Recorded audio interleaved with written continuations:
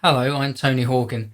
In this video I'm going to talk a bit about how I made the previous video because people were asking questions about that. So this video is going to be talking about how I made the video called It Feels Good Live Korg Volca version, or Live Korg Volca mix. So you should see that video as the next one above or below this one on my YouTube channel. Here's a quick clip of that so we know what we're talking about.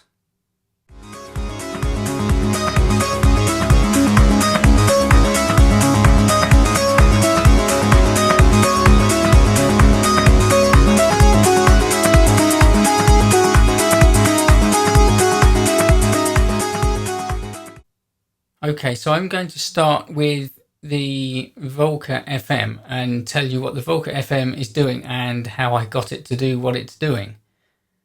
So the Volca FM is playing some chords. These are the chords.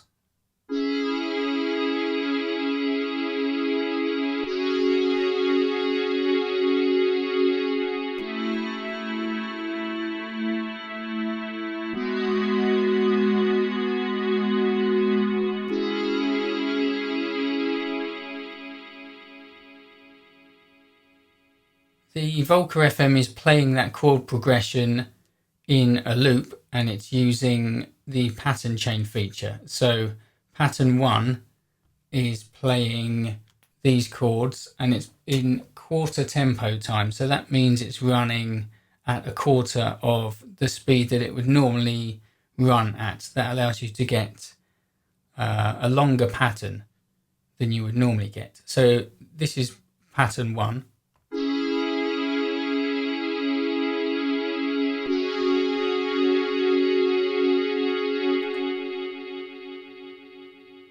And this is pattern 2.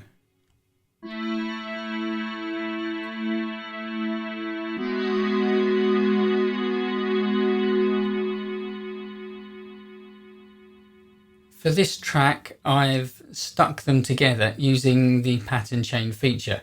So instead of just selecting pattern 1 or pattern 2, I can hold down the memory button and hold down 1 and 2 at the same time, and it will select 1 and 2 as a group or a chain of patterns. So now when I hold down the memory button, you'll see that patterns 1 and 2 are selected. So now it will play pattern 1, then it will play pattern 2 and loop back to pattern 1. So we have really 4 chords that are playing there.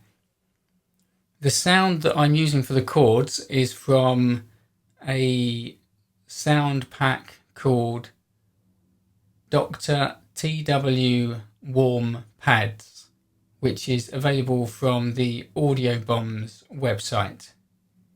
I'll put a link to that in the comments below. So I came to these chords really from another piece of music I was working with, which had a lot more complex chord arrangements, and I was using Ableton Live. So I can show you the source of these chords here. These are the chords that started it off, and here in Ableton Live they're being played through an arpeggiator. So I'll play that for you.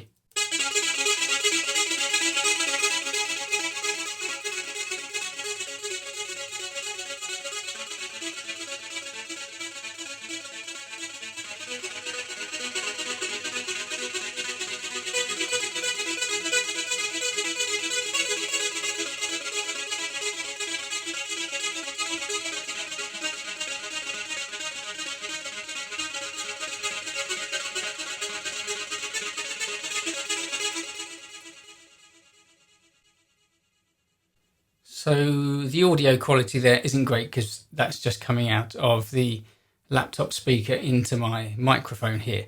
But you can tell there's some quite complex stuff going on there with the arpeggiator and all of the chords. Now I knew that I wanted to spend most of the time in this piece of music working on the Volca keys down here.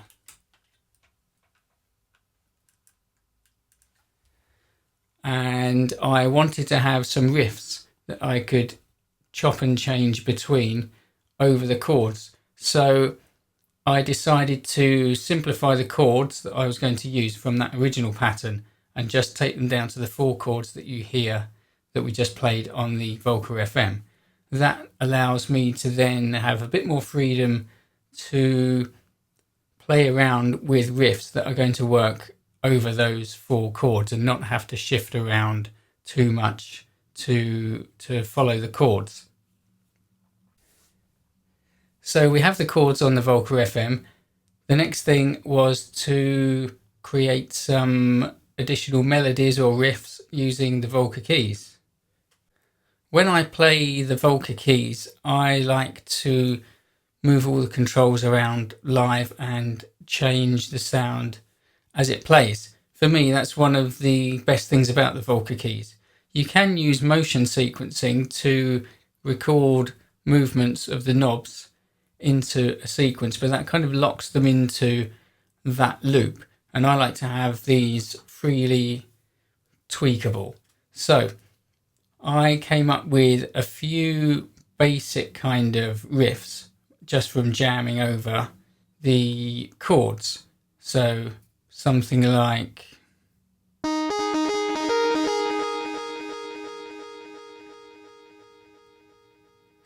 that, for example. This is going through a delay effect, which is coming from the mixer that I'm using.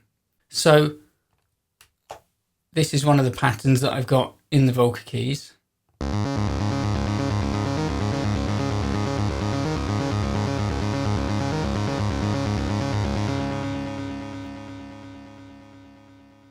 As you can hear, there's a lot of delay and a lot of feedback on the delay. So the delays continue and they kind of layer up.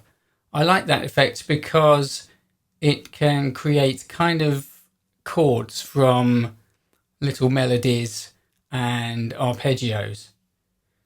And also it means that if I tweak the sound, that will be kind of echoed and go down the line. So for example,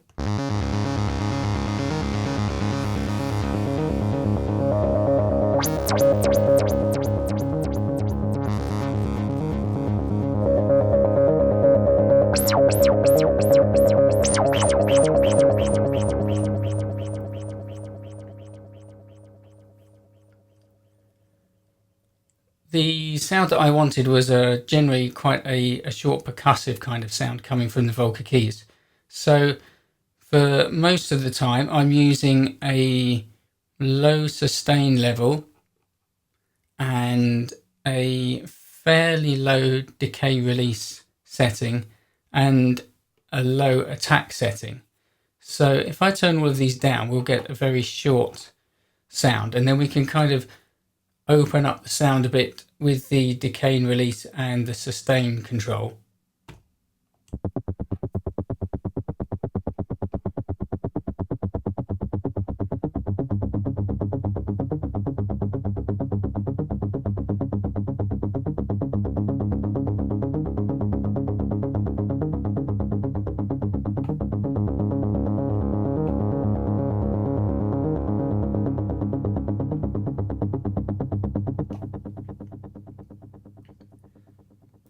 At the moment, the peak setting or the resonance setting is at a high position, not quite at maximum. When it's at maximum, that's when you get that squeaky sound, which I didn't want for this track, but it's high. And the cutoff point is low. So if I play that pattern again, as I raise the cutoff point, you'll hear the sound brighten up.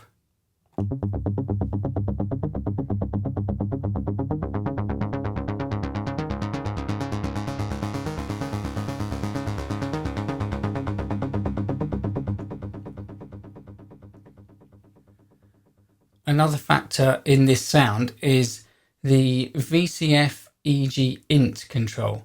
So that's the voltage controlled filter envelope generator intensity. So This is at a high setting, and what that means is that this section here, which is the EG section, or the envelope generator section, or the envelope section, the slopes that are created here, which are used to create the volume slopes of the notes, will also be applied to the filter cutoff position. So as the note becomes louder and quieter, the filter cutoff point will rise and fall because I've turned up the intensity of the effect of the EG section on the filter. So when I play a sound,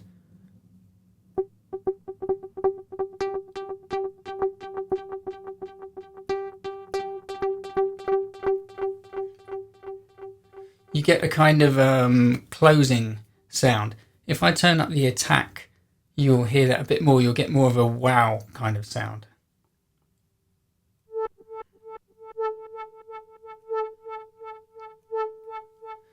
That's because the filter cutoff point is moving according to these slopes.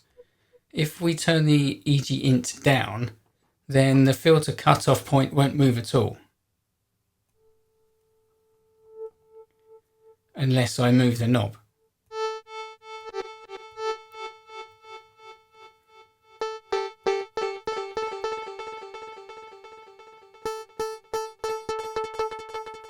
So that's the kind of sound I want. So high EG int, high VCF EG int, a low cutoff point, a high peak, and a short decay release, a low sustain setting, and a low or even minimum attack setting. So that gives us this kind of plucky sound. Then I've created variations of this pattern. So we've got this pattern here.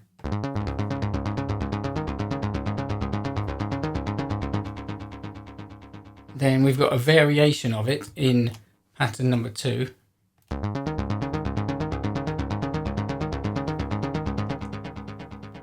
And then by, in effect, copying and pasting that pattern into the next pattern, you can add more notes and create variations on top of that.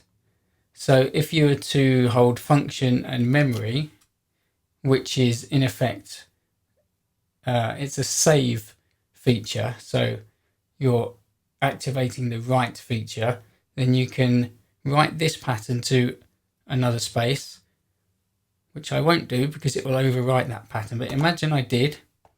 Now I'm here, and now I can overdub new notes, because the Volca keys can play and store up to 3 notes on every step of the sequencer. So that's what I've done, and I've built up different variations of that pattern, which sound like this.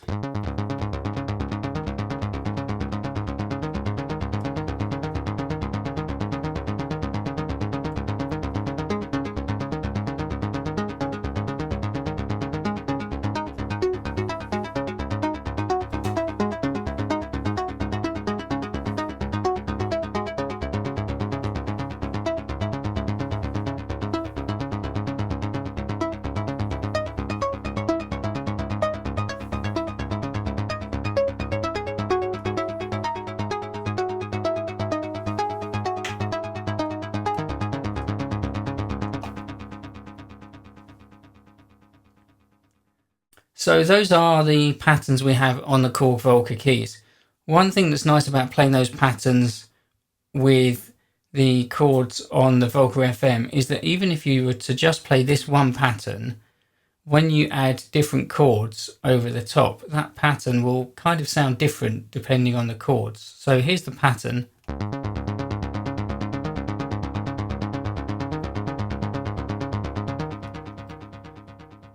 That just sounds like, as it is, just looping. It's, what is it? It's this,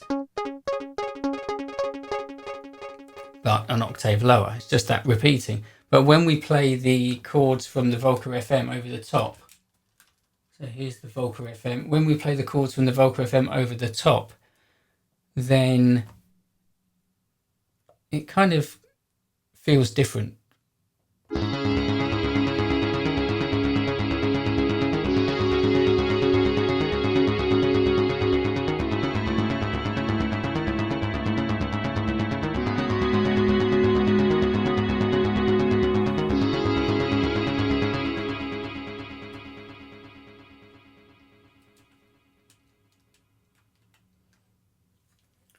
So what I wanted to do was to create something that didn't sound too much like it was just locked into one loop. So what we can do is we can play those different variations whilst the FM is playing those chords, and as well as playing those different variations, we can change the sound, and we can also change the voice mode. When we change between patterns on the Volca keys, and the same for all the Volcas, the pattern will switch on the next available step, which some people find hard to get used to because you might expect it to play to the end of the pattern and then switch to the new pattern. But I like the way it switches because it means that we can just switch over to a pattern for 1 or 2 notes and then come back. So it gives you more options to mix and match different parts of different patterns. So for example, I'll show you what I mean.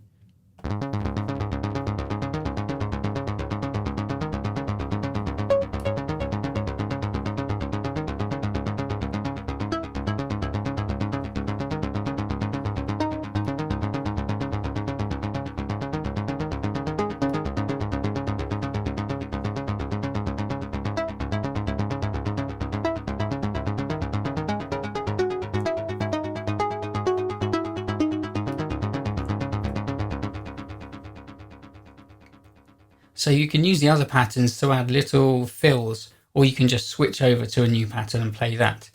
Now, as these patterns are playing, we can make all sorts of changes to the sound. So I'm generally making changes to the decay and release time, and perhaps the sustain level, and also the filter cutoff point.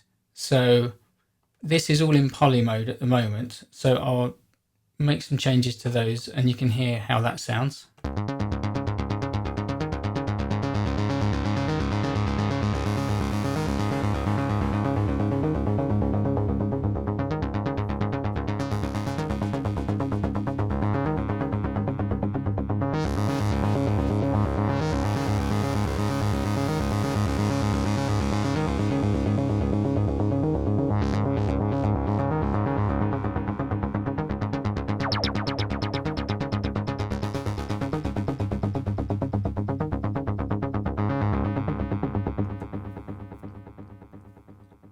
Then we can also change from poly mode to unison or octave mode, where all 3 oscillators are layered up, and that gives us a chance to use the detune control. We can use the detune control in poly mode, but it can make melodies sound a bit out of tune because it detunes each of the 3 oscillators slightly from where they should be.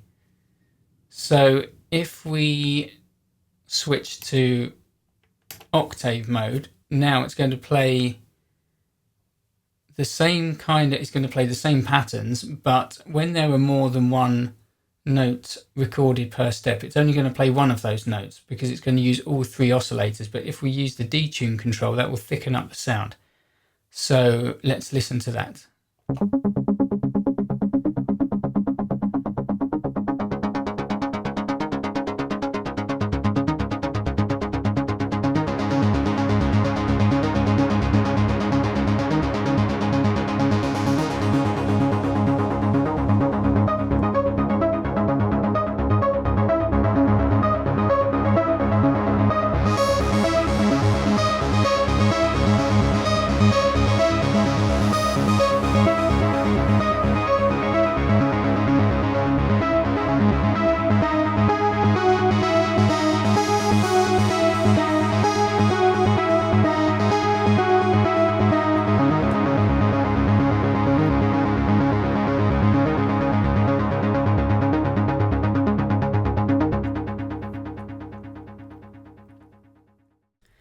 We'll move over to the Volca sample now, and we'll try to do this really quickly because it's flashing battery low and I don't think I have a cable for it. So the Volca sample is over here.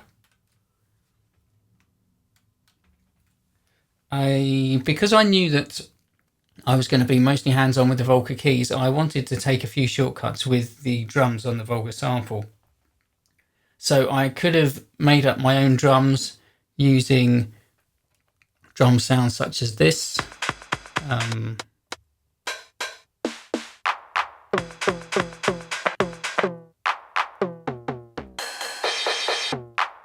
So I could have done that and built up some drum loops like that.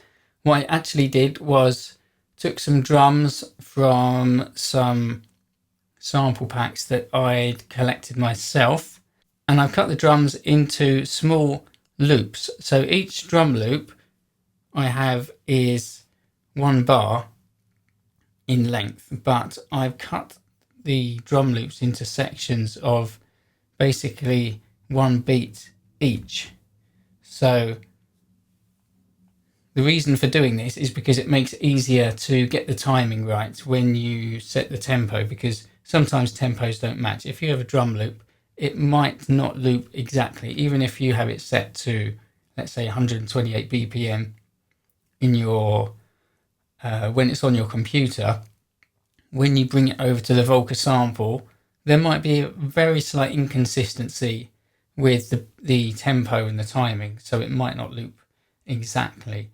So the more you can chop up your beats, the less chance there is that they will have any glitches when you try to loop them. So the sounds I'm using are these.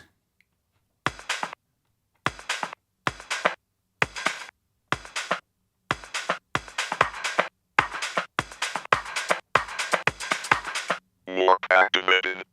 I didn't use that one actually. But so I've got those sounds going, and they all sound kind of the same, but there are subtle variations in them. And I've used the song mode to play them all in a sequence. So when I select song, it will play all of those. And I made some variations. I just realized I had the low cut on, so that's why you couldn't hear any bass there. I made some variations while I was playing just by using the analog isolator to cut the bass and to filter off the treble. So actually now I've just turned those up. This is how those sounds should be.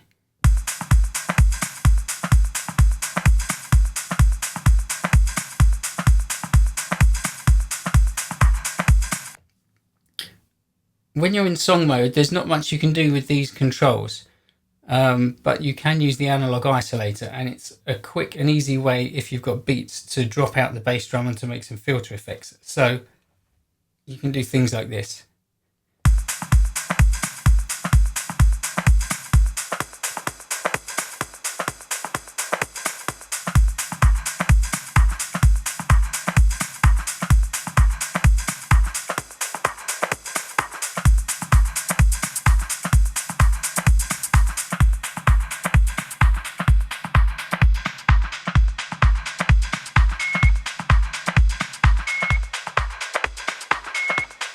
Feels good.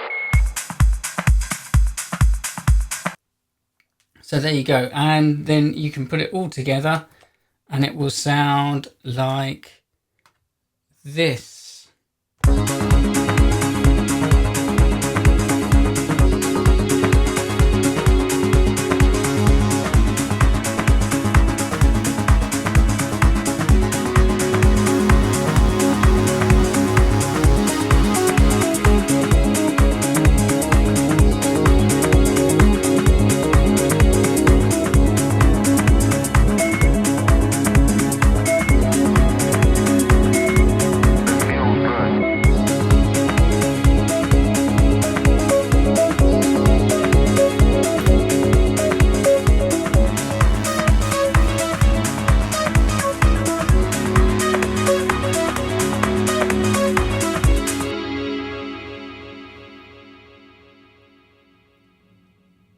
So there you have it. I'm going to stop talking now. I think that's enough. I will talk to you again on another video soon. Oh, by the way, I didn't plug any of my stuff, so look in the comments for all of my stuff that I can... okay, see ya. Whatever.